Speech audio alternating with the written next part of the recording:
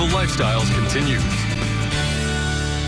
When Scott Shimbick is not dishing up delicious food at Sauced, he gives his considerable energy to the Haynie's Corner Art District as the president. And he is here today with Max Heaton, this beautiful artist right here, to talk about First Fridays. And Ron Rhodes says the weather's going to be good.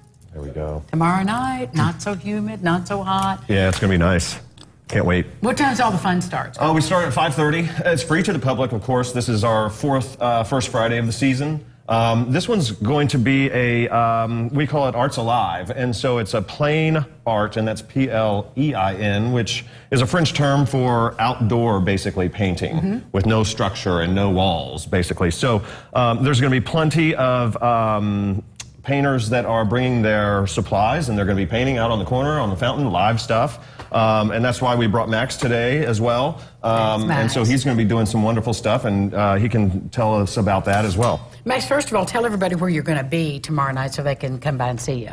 I will be between the Boca Lounge and the Haynie's Corner Fountain doing chalk art. Oh, you are? Okay. Yes, I'm going to have my canvases out there to sell them as well, but I'm bringing chalk. I'm going to paint with that.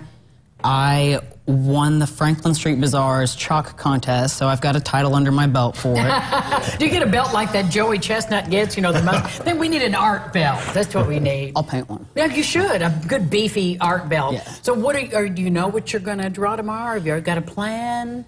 They told me something fun, Well, so... that would be easy for you.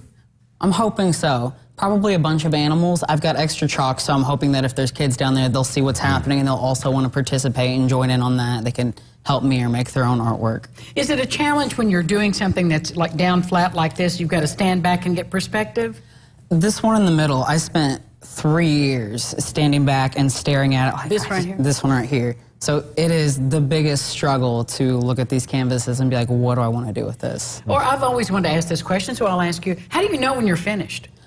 I don't feel like anything is ever finished. Like I said, 3 years, and I still look at it and I'm like, what else could I do? How could I further improve this? It's only done when it's out of my house and in someone else's, and I can't do anything else with it. Well, then you kind of do have to stop and let it be what it is, right? Right, or I'll ruin it, and I have to start all over. Or throw it out. Well, let's see. The piece in front of me, what do you call this, Max?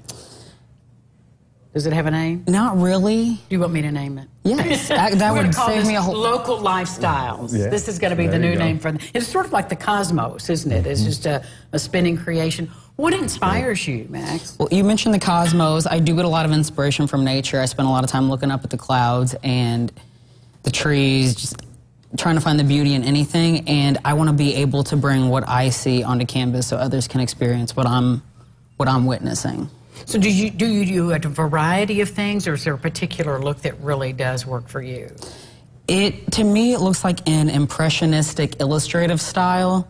It kind of looks like Van Gogh, but it also kind of looks like a cartoon. Yeah, well, I mean, but you've got, this is obviously a forest, so we can tell what that is.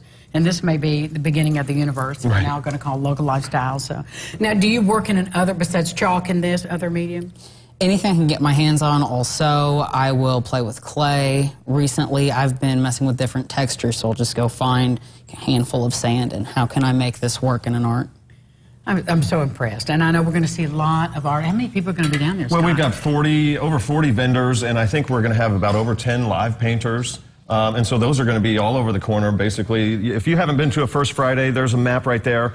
We basically go from Elliott Street down all the way to the corner and then over to Penny Lane as well. And so you always see somebody you know. You do. There's you really do. a couple thousand people walking around down there. There's music everywhere. And food. And food, plenty of food. There's food trucks out at the 6th and Washington empty lot. So, but like I said, it's free, and it's a great night to come out and experience Haynie's Corner. If you haven't been, it's First Fridays, and so we always want to have more people down. How many years have you been doing this? This is our fourth. I think this is our 4th year doing it. And it's our 3rd.